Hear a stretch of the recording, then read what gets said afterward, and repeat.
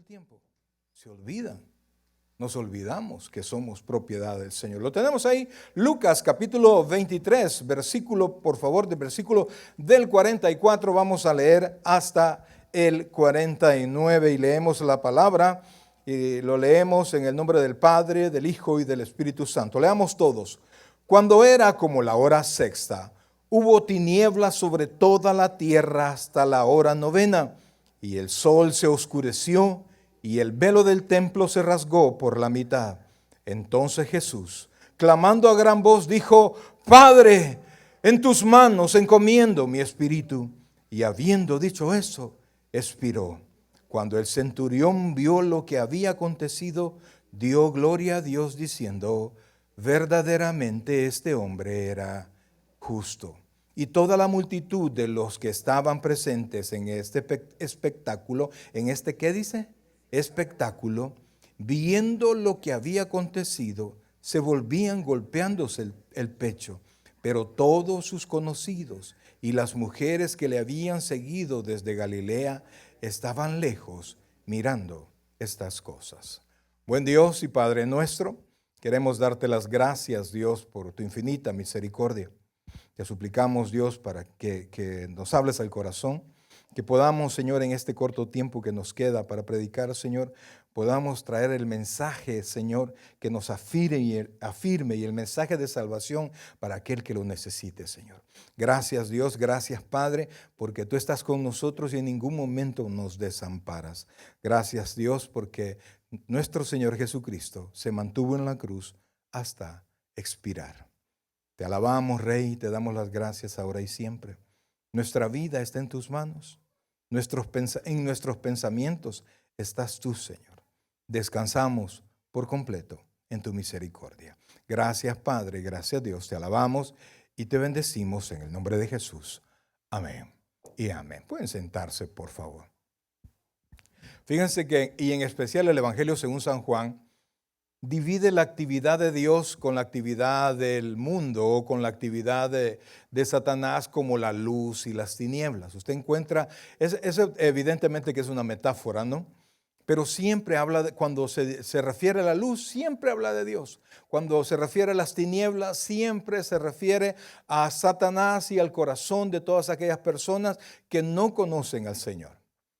Cuando nuestro Señor Jesucristo llegó el momento de ser crucificado, el Padre no quiso que esto pasara desapercibido. Él no podía dejar, amados, así como cuando vino al mundo, alguien se recuerda qué fue lo que pasó después que los ángeles se presentaron a los pastores y les dijo: vayan allá hasta el niño. Alguien se recuerda qué fue lo que pasó en el cielo. ¿Alguien se recuerda?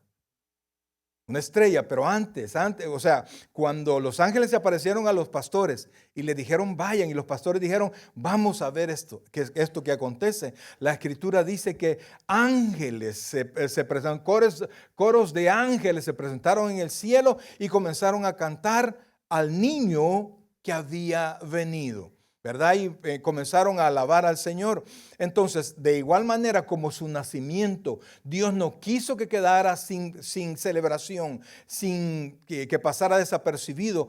Este día oscuro, oiga bien por favor, este día oscuro, Dios no permitió que pasara como que fuese cualquier otro día. La Biblia dice que desde la hora sexta, amados hermanos, desde la hora sexta hubo tinieblas hasta la hora novena. La hora sexta, la vida el día de los judíos se dividía en vigilias, ¿verdad? Y el día se comenzaba a contar desde las 6 de la mañana a las 12, lo que sería para nosotros las 12 de mediodía. Ellos comenzaban a contar 1, 2, 3. Entonces, cuando aquí habla de la hora sexta, se refiere al mediodía. Y alguien podrá decir: bueno, pastor, nosotros dentro de unos cuantos días vamos a tener un eclipse solar, ¿verdad? Le va a cubrir completamente el sol. Sí, pero aquí dice que Dios quiso que ese día en el que Jesucristo entregó su corazón pasaran ¿cuántas horas? ¿Alguien me puede decir cuántas horas? Pongamos el texto, por favor. ¿Cuántas horas pasó el mundo, o por lo menos Jerusalén, en tinieblas? 3 horas. en total oscuridad. ¿Por qué? Porque eso era el tiempo de las tinieblas. El tiempo en el que Satanás tuvo la oportunidad de dañar al Señor Jesucristo. Fíjense que yo realmente estoy convencido que Satanás no entendió el plan de Dios. Porque si Satanás lo hubiese entendido, él nunca hubiese permitido que Jesús muriera en la cruz del Calvario. Quisiera que fuera conmigo, por favor, a Lucas capítulo 22, el capítulo anterior, por favor, pero el versículo 53. Ya vamos a regresar a este Lucas 23. Mire lo que dice, por favor, el versículo 53. Dice, habiendo estado con vosotros, veamos desde el 52. Y Jesús dijo a los principales sacerdotes, a los jefes de la guardia del templo y a los ancianos que habían venido contra él, como contra un ladrón habéis salido con espadas y palos. Habiendo estado con vosotros cada día en el templo, no extendisteis las manos contra mí. Mas esta es, ¿qué dice? Vuestra hora y la potestad de las tinieblas. Entonces evidentemente era un tiempo de tinieblas y el Señor no permitió que ese tiempo de tinieblas pasara como que fuese un día de luz. Entonces tuvo 3 horas de total oscuridad, de tal manera que, y leímos que la Biblia dice que todo lo que estaba sucediendo para el pueblo, para los ojos de los que estaban presentes, era un espectáculo, algo que los había impresionado a todos. Tanto así, amados hermanos, que el centurión que estaba al pie de la cruz, cuando vio todo lo que acontecía, amados hermanos, él reflexionó y dijo, verdaderamente este hombre era justo. Pero eso es lo que pasa, oiga bien, a esa conclusión llega el mundo cuando conoce las bondades de Cristo sin la revelación del Padre. Porque usted podrá ver críticas para todos los creyentes. A los creyentes nos critican y nos juzgan todo, pero nadie juzga el testimonio de Cristo. Usted puede darse cuenta que en la Biblia aparece el Señor Jesucristo reta a los discípulos, a los fariseos y les dice, alguno de ustedes puede redarguirme de pecado, es decir, alguno de ustedes puede acusarme que yo he cometido algún pecado. Y los fariseos, que eran sus enemigos, la Biblia dice que guardaron silencio porque no había nada que reprocharle al Señor Jesucristo. Él tuvo una vida perfecta desde su nacimiento hasta el día que expiró. Y tal perfección, amados hermanos, era con el objetivo de que al momento de la muerte, su cuerpo estuviese perfecto. Usted se recuerda, yo creo que cada vez que tenemos Santa Cena lo explicamos. Cuando vino Adán al mundo, Adán y Eva, ellos tenían vidas perfectas hasta ese momento. Ellos nacieron sin pecado. Son los únicos 2 humanos sobre la faz de la tierra que no nacieron en pecado. Ellos estaban perfectos, ellos no estaban hechos para morir. Pero a partir del pecado, el ser humano se contaminó. Y la muerte entró a escena y nos corrompimos todos, de tal manera que a partir de ahí, a Caín, Abel y todos los demás hasta llegar a nosotros y los que van a seguir llegando, nacemos en pecado. Amados hermanos, y es tal pecado, y a veces nosotros no nos consideramos tan malos, pues porque en verdad no somos tan malos como podríamos ser. Pero en nuestro corazón está toda la potencialidad de hacer cualquier tipo de maldad. Usted ve las noticias que de repente personas que han tenido una buena vida en un momento de ira, en un momento de desesperación, digamos un hombre se ve traicionado por su esposa y saca una pistola y los mata a ambos e inclusive mata a los hijos y se mata a él mismo siendo una persona honesta y a los ojos de todas las personas honestos. ¿Por qué? Porque hay maldad en nuestro corazón y en un momento él no pudo frenar sus sentimientos y terminó con la vida de todos. Eso pasa más seguido de lo que nosotros quisiéramos ver. En eso le quiero decir que usted y yo estamos capacitados para cualquier tipo de maldad, mas sin embargo no estamos capacitados para la bondad que se necesita para presentarnos delante del Señor.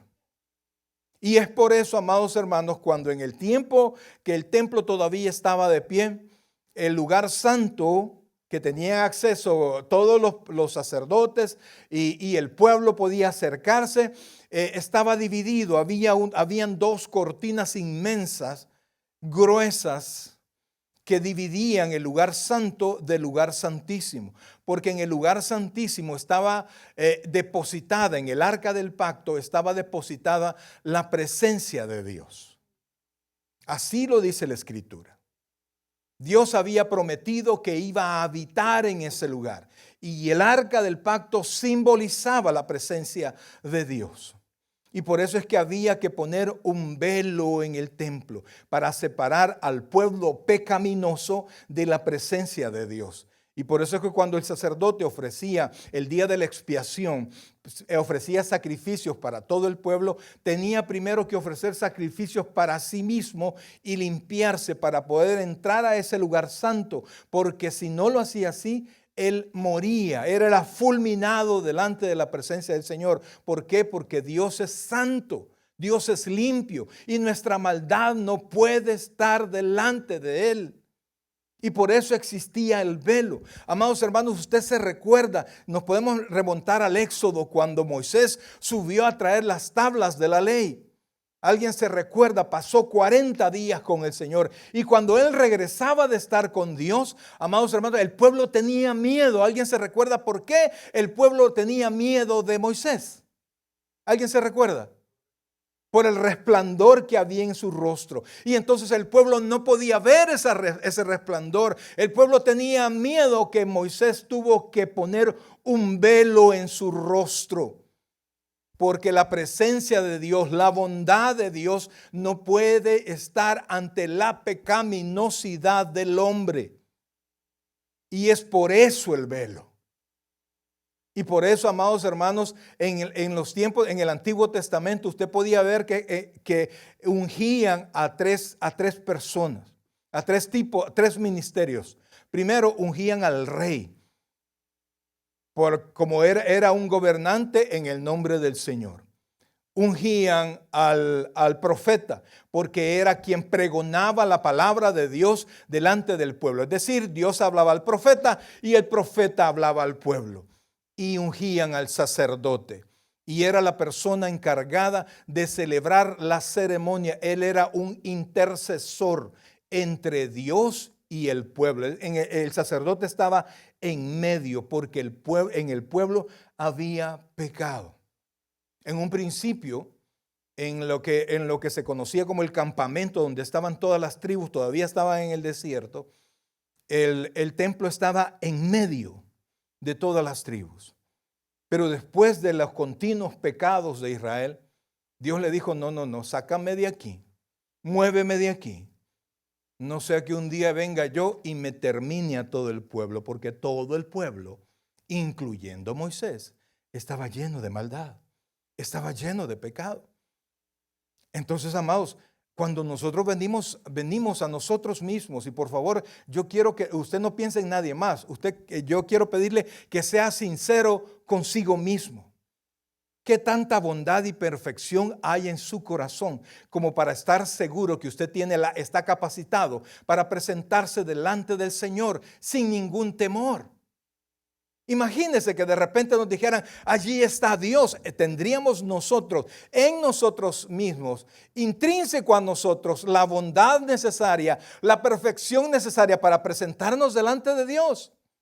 Amados hermanos, le aseguro que no. La Biblia dice que no hay hombre que vea a Dios y sobreviva. ¿Por qué? Porque el problema del hombre no es un problema físico, es un problema moral. ¿Qué dice la Escritura? Sin santidad nadie verá al Señor. Es un problema moral.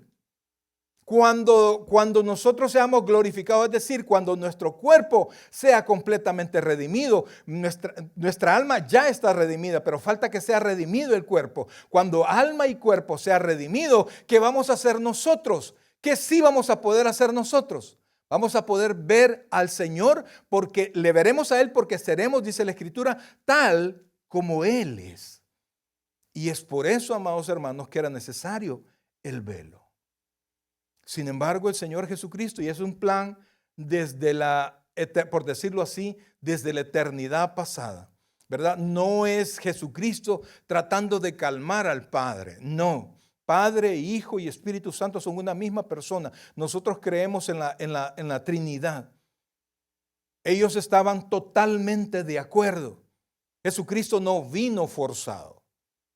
Él cuando apareció en esta tierra dijo que su comida y su bebida era hacer la voluntad del Padre. Él venía a hacer la voluntad del Padre, aunque eso significara que su cuerpo humano iba a morir flagelado.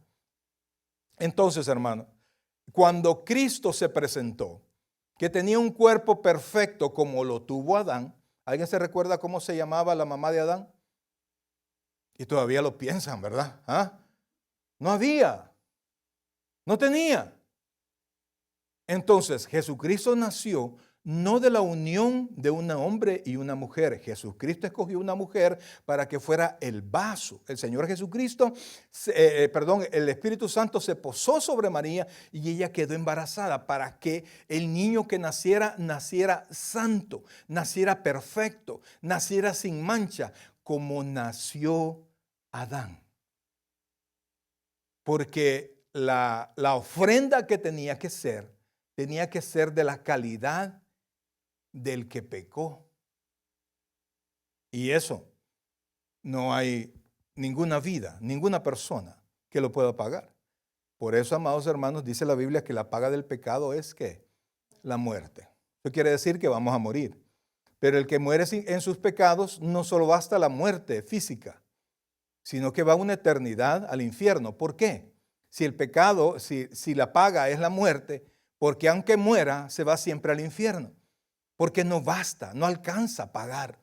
La deuda sigue pendiente, porque nosotros no somos como Adán, sin pecado. O sea, antes de la caída. Nosotros somos como Adán después de la caída. Y por eso todos los que nacieron, todos los que han nacido y todos los que nacerán después de Adán, todos hemos de morir. Eso no nos gusta cómo se siente, ¿verdad? Nos vamos a morir. No, así será. Pero para evitar, amados hermanos, que la muerte siga contaminando nuestra eternidad y nosotros, oiga bien, nosotros podamos tener una relación con el Padre, nosotros podamos, a pesar de ser pecadores, porque creo que todos somos creyentes, ¿verdad? No hemos traído invitados. Todos somos creyentes, amén. Nuestros pecados han sido perdonados, amén. Pero yo le quiero preguntar, bueno, nuestra alma ha sido redimida, amén. Nuestro nombre está inscrito en el libro de la vida, amén. Pero ¿qué tan pecadores somos, amados? Levante la mano quien no ha pecado este día. Todos hemos pecado. Porque todavía en nosotros hay resabios de nuestra naturaleza pecaminosa. Nuestra mente está corrompida. Y por eso es que no podemos, aunque Cristo nos salve, no podemos prescindir de Cristo.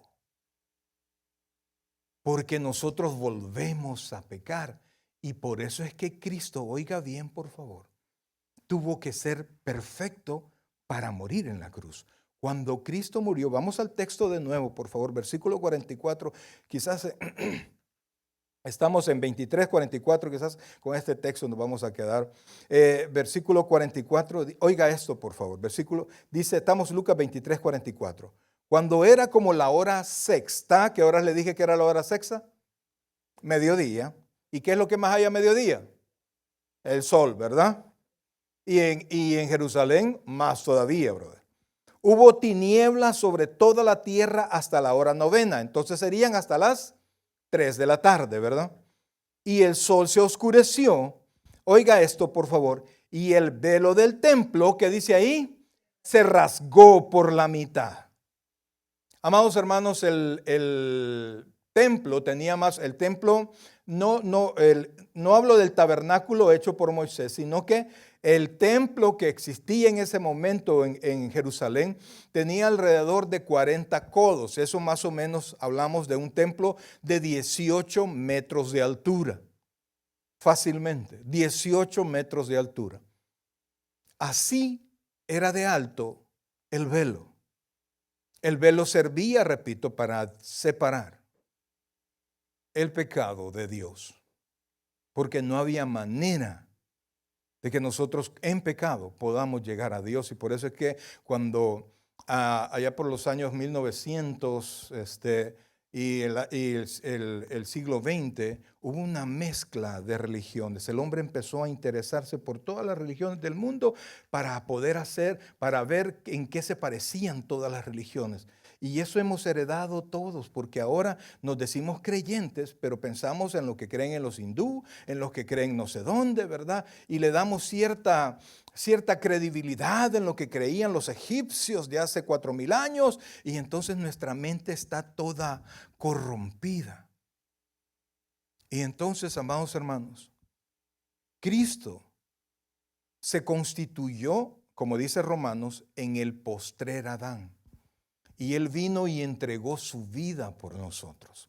Al morir en la cruz del Calvario, le repito, el velo era ¿para qué? ¿Alguien se recuerda? Para separar. Diga conmigo, para separar. Para que Dios no se juntara con el pueblo, porque el pueblo era y es y somos pecadores, ¿sí?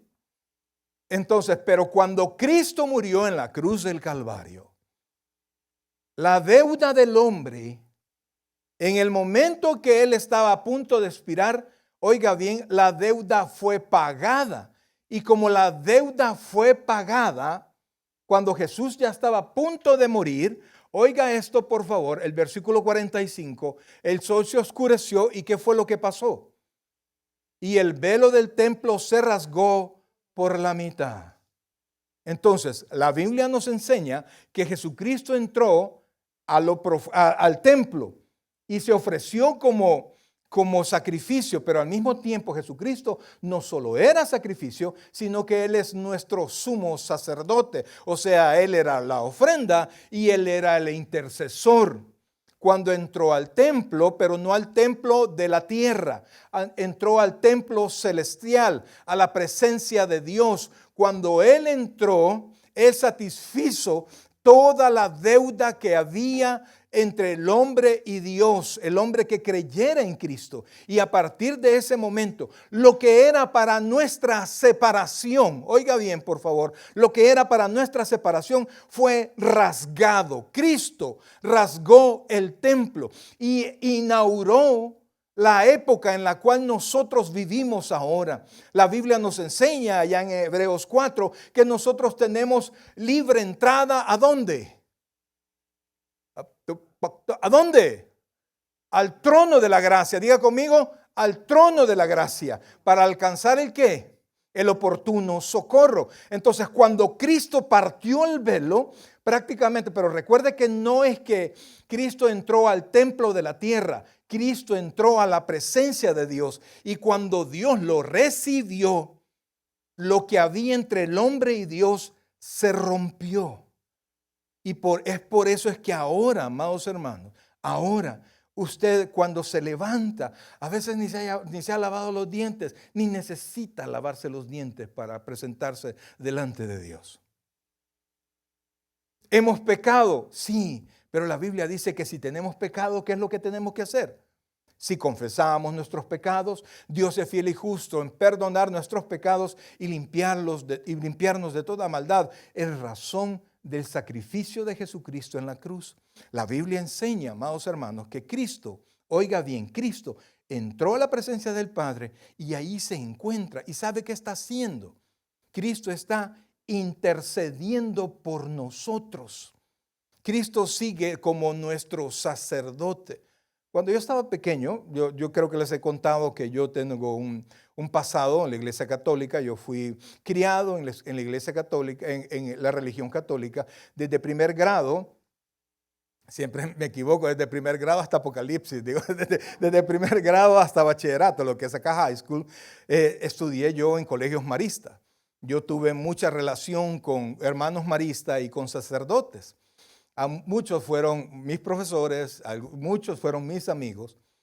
Pero cuando yo estaba pequeñito, en el tiempo en el que yo tenía que hacer ¿cómo se llama?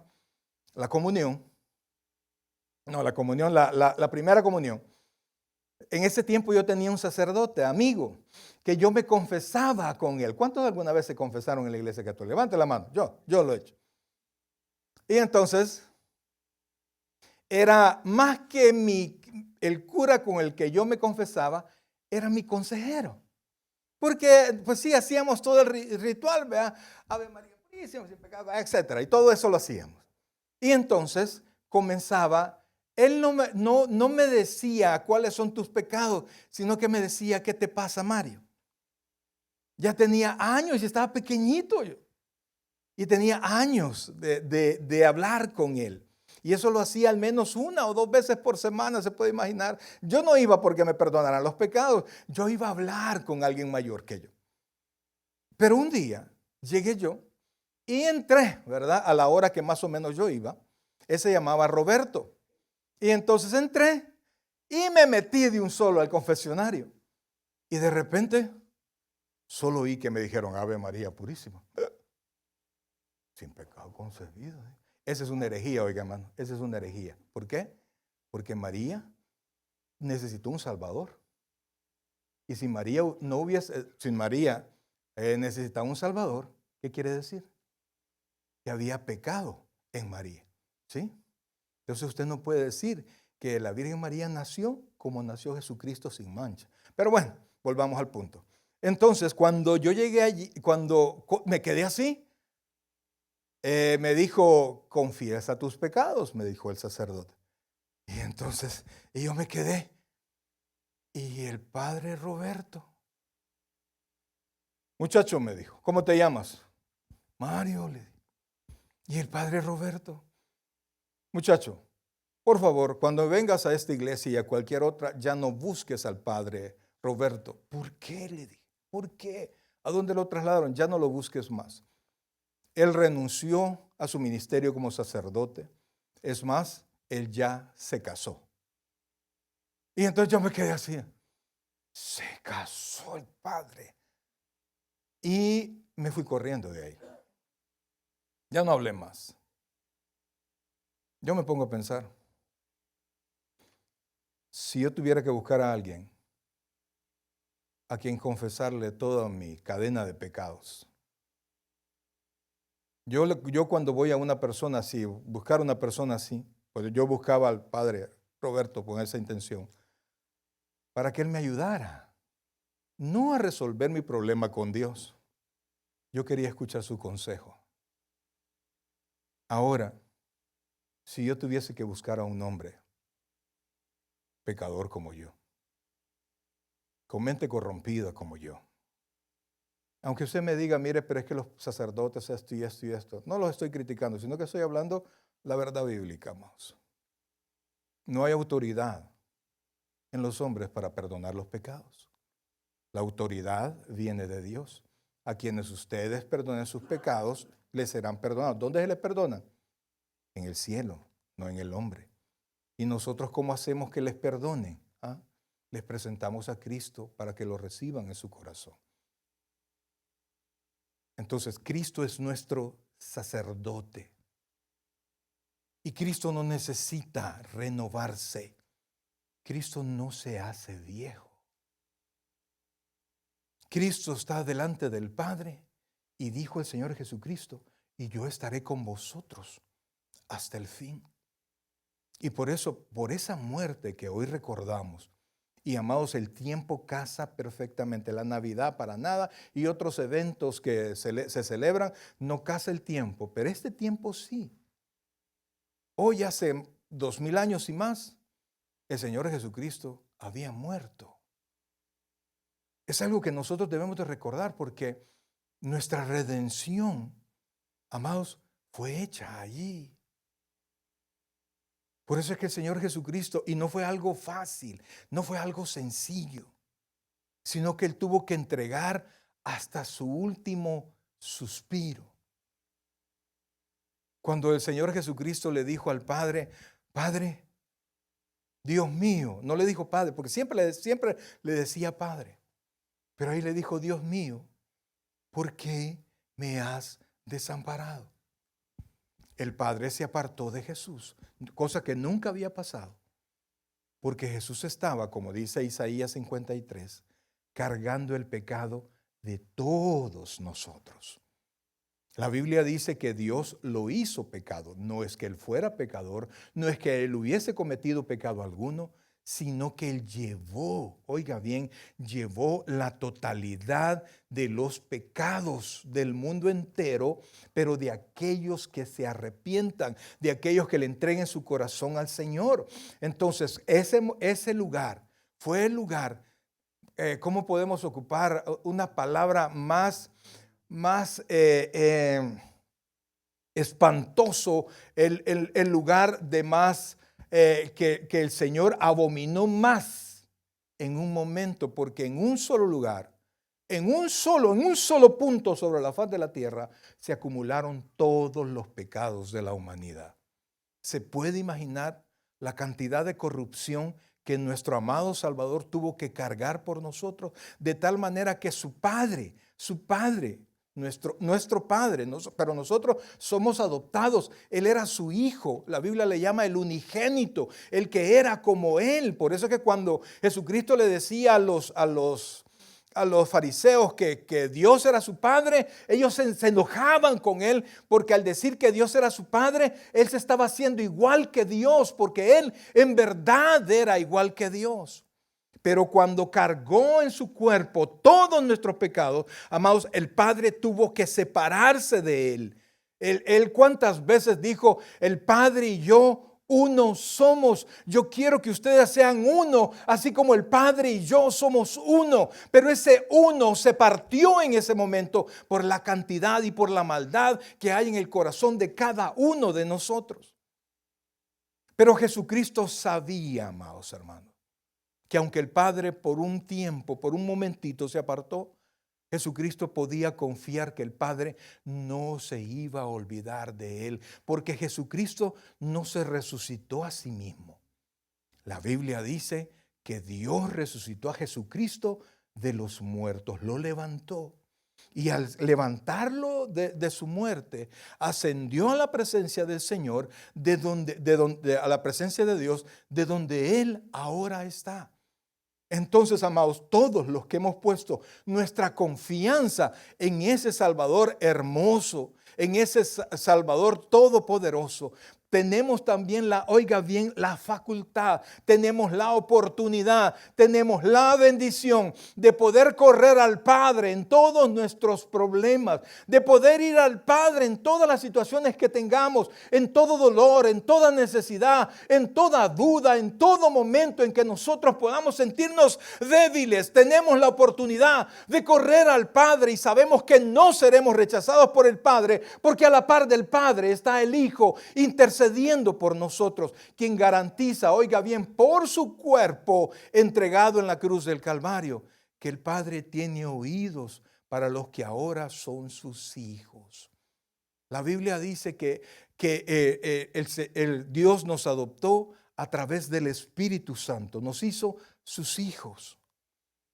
Y amados hermanos, no importa la grandeza de un hombre, puede ser coronel, puede ser presidente, pero si tiene chiquitos, el chiquito no entiende de la autoridad del Padre frente a otras personas o del nombramiento del Padre.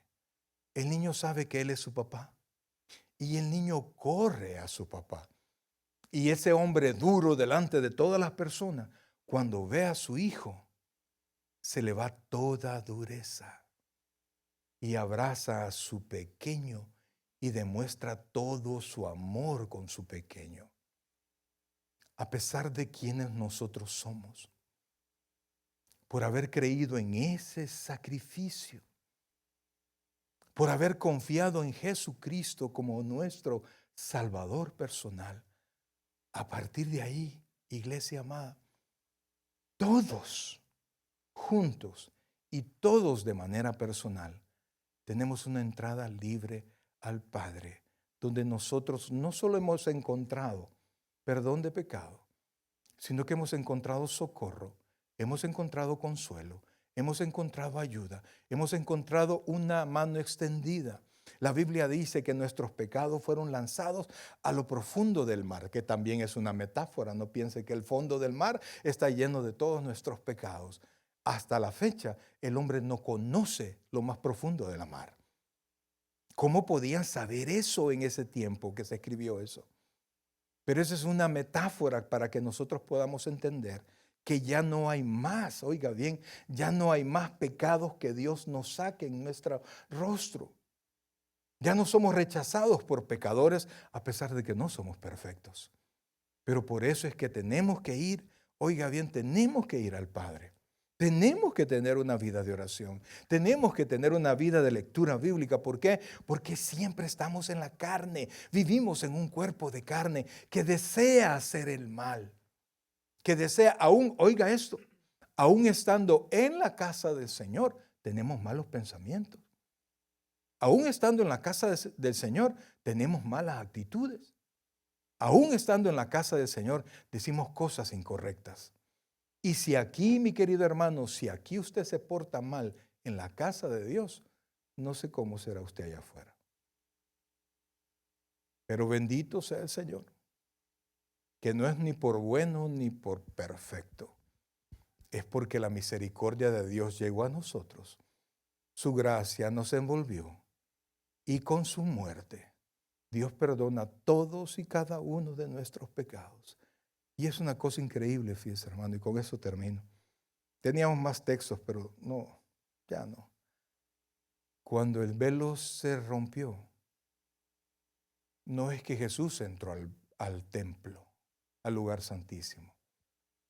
Es que el Padre salió de allí y nunca más volvió a entrar.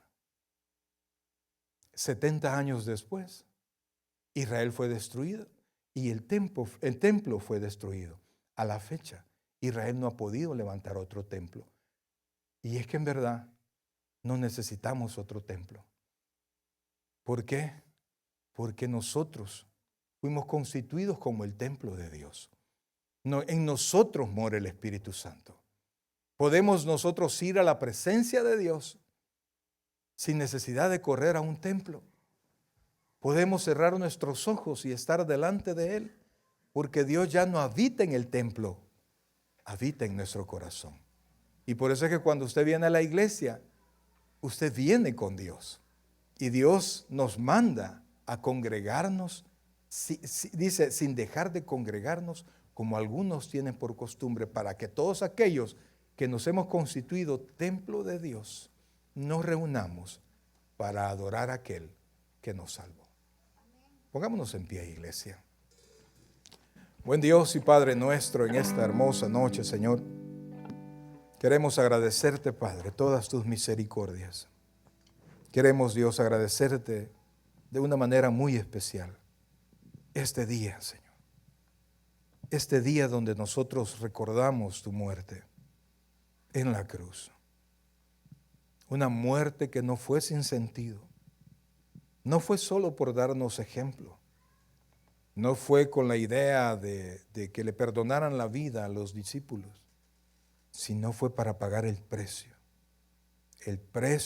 de nuestro rescate, para que cada uno de nosotros no tuviese como destino eterno el infierno, sino que un lugar en la casa del Padre. Y así nos dijiste tú, en la casa de mi Padre muchas moradas hay. Voy pues a preparaos lugar. Sabemos, Dios, que mientras estamos en esta tierra, tú estás con nosotros.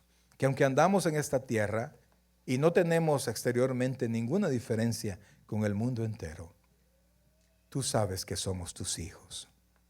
Que no somos mejores que la gente que anda allá afuera. Pero entendemos y caminamos en tu palabra, Señor. Tenemos al Espíritu Santo como nuestra guía y a tu palabra como nuestro mapa. Quisiéramos, Señor, y quisiéramos que realmente la gente dijera, no, es que esa gente tiene un excelente testimonio. Pero quizás, Señor, ni eso pasa. Pero nos basta, Dios, el testimonio que tú dejaste en la cruz del Calvario. Que los pecados de todos aquellos que creyéramos en ti serían pagados y nuestra culpa borrada, y nosotros seríamos perdonados. Un día, Señor, seremos como tú. Pero mientras eso pasa, Señor, ayúdanos a entender estas cosas y a vivir por ellas. Ayúdanos, Dios, a no pensar que dependemos de nosotros mismos, sino que dependemos de ti. Ayúdanos, Dios, a amar a nuestros hermanos y apoyarnos unos a otros, Señor, porque todos enfrentamos diferentes luchas, Señor. No hay más grande o menor, sino que aquí todos somos tus hijos. Enséñanos, Dios, a vivir así, pensando que por cada uno de nosotros fue necesaria la muerte de Cristo. Que no hay nadie que pueda llegar a ti si no es a través de la cruz. Bendícenos hoy, Señor.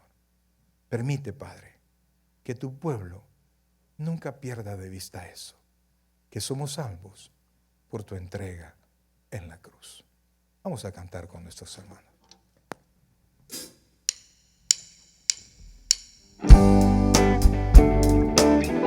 Oh, sí, Señor. Muéstrame tu corazón.